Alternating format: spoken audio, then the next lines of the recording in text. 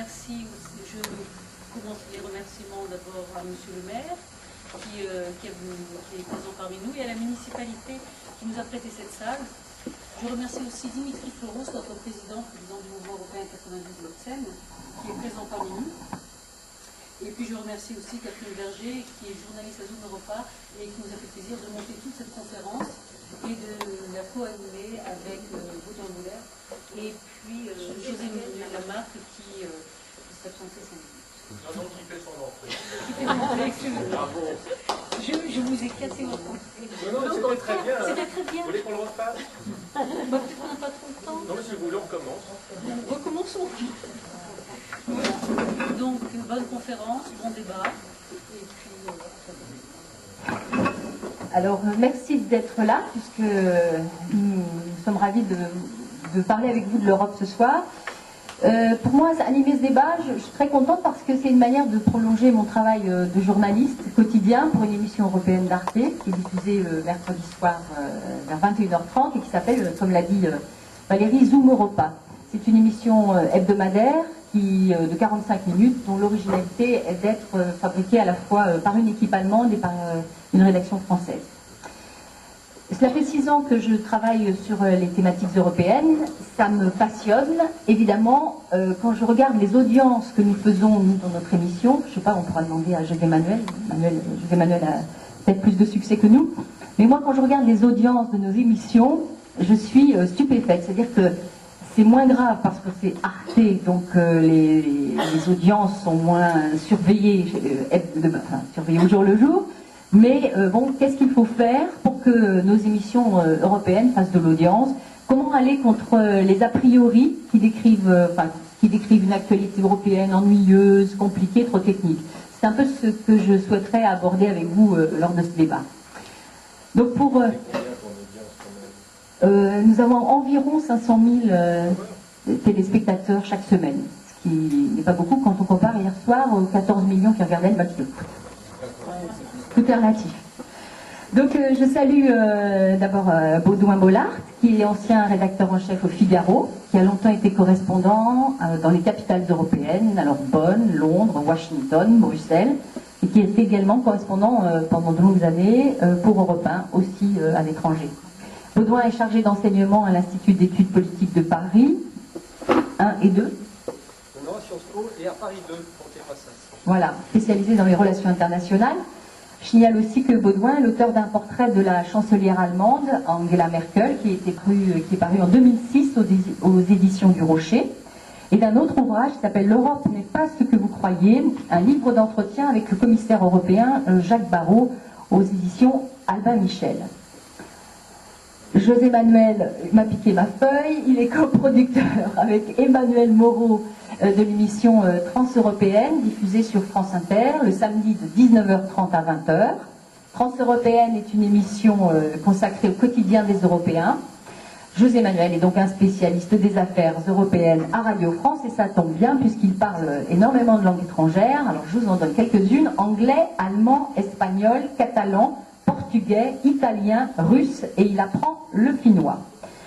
Il est co-auteur de Pourquoi les Français sont les moins fréquentables de la planète, ça c'était en 2005, de L'Europe pour les jeunes, les bons plans associatifs, un guide France Info, et le dernier qui vient de sortir, Balkan, aux éditions Nouveau Monde, c'est donc sorti ces jours-ci. Aujourd'hui. Voilà, et il ne nous a pas apporté un exemplaire, on ne pourra pas le faire dédicacer. Donc voilà pour les journalistes présents.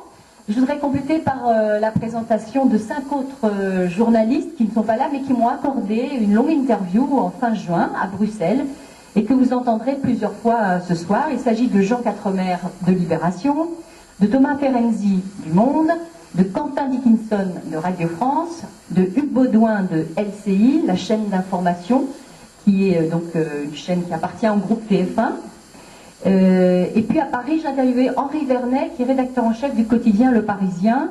Alors lui suit l'actualité européenne depuis la France et il travaille avec un journaliste à Bruxelles qui lui n'est pas salarié permanent. Donc, voilà, ils sont deux, l'un à Paris, l'autre à Bruxelles.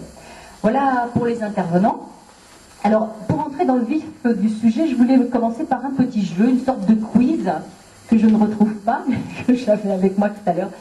C'était un... Ouais, j'ai pas mis dans les feuilles. On cherche. Alors dans ce quiz, bon, je vais le faire de mémoire.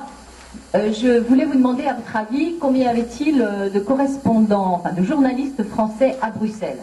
Alors je vous donnais des pistes, je vous donnais par exemple 50, 100 ou 150. Alors est-ce que quelqu'un dans la salle, lancez-vous, combien y a-t-il de correspondants accrédités, hein, c'est-à-dire qui sont en permanence à Bruxelles? 50, 60? Vous n'êtes pas loin? Il y en a 80. Voilà. La deuxième question, c'était en comparaison, les Allemands sont... Combien sont-ils? Alors, ils sont... Beaucoup plus. Beaucoup plus, voilà. Donc, vous avez une idée? 150. 150, bravo madame. Vous avez gagné.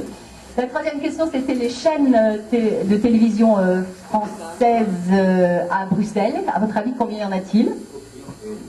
Non? 3. Il y en a plus d'une. 3. 4. Voilà, il y a France 3, France 2, LCI et France 24. Voilà. Il n'y a pas TF1.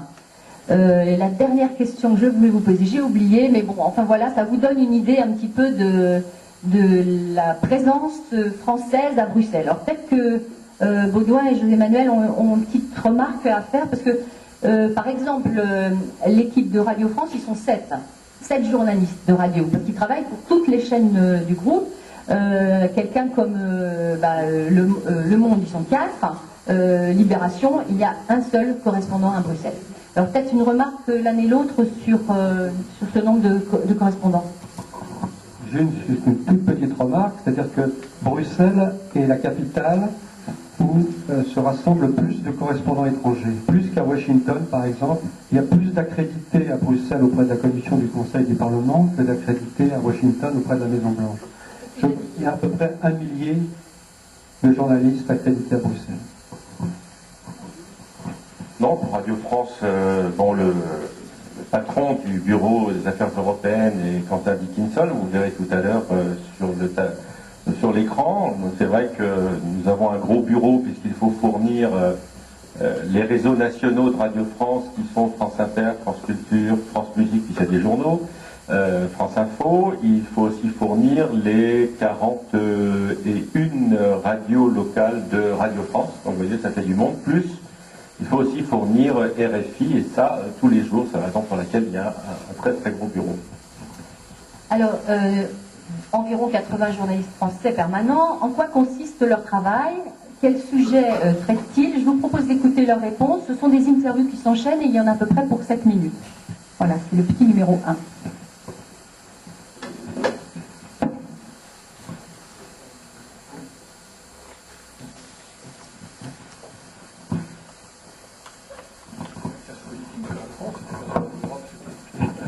Je rappelle qu'aujourd'hui, plus de 80% des textes législatifs qui passent devant le Parlement français sont en fait d'origine européenne. Par conséquent, il est évident qu'il faut expliquer tout cela aux gens. Nous avons une production extrêmement élevée ici. À 7, nous faisons plus de 2300 éléments par an, donc des interviews ou des commentaires sur l'ensemble des chaînes de Radio France et de Radio France Internationale. Il y a des propositions qui nous viennent de Paris. Il y en a eu quelques-unes ce matin. Il y a des propositions qui viennent de nous. Et chacun analyse en quelque sorte l'importance de la chose. Car il y a une chose de vrai, c'est que nous percevons la réalité bruxelloise, mais d'un autre côté, nous ne savons pas toujours quel est l'élément dominant en politique française, quel est le jeu sociétal en France en ce moment.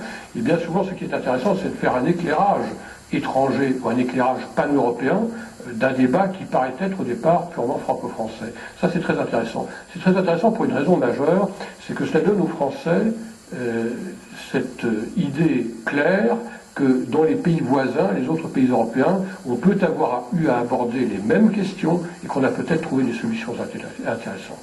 Vous savez, tous les jours, ici à Luxembourg, sortent une masse importante d'éléments qui sont des choses en rapport avec une réalité locale ou régionale. Le plus souvent, ces éléments-là ne sont même pas repris par les dépêches d'agence, ça part à la poubelle tout de suite. Pourtant, ce sont des informations sur l'Europe concrète qui feraient merveille si elles étaient reproduites immédiatement dans la presse locale et régionale en France. il peut s'agir de 850 000 euros pour la construction d'une bretelle d'autoroute à Mont-de-Marsan, 1 200 000 euros pour soutenir un projet de réhabilitation d'un centre-ville.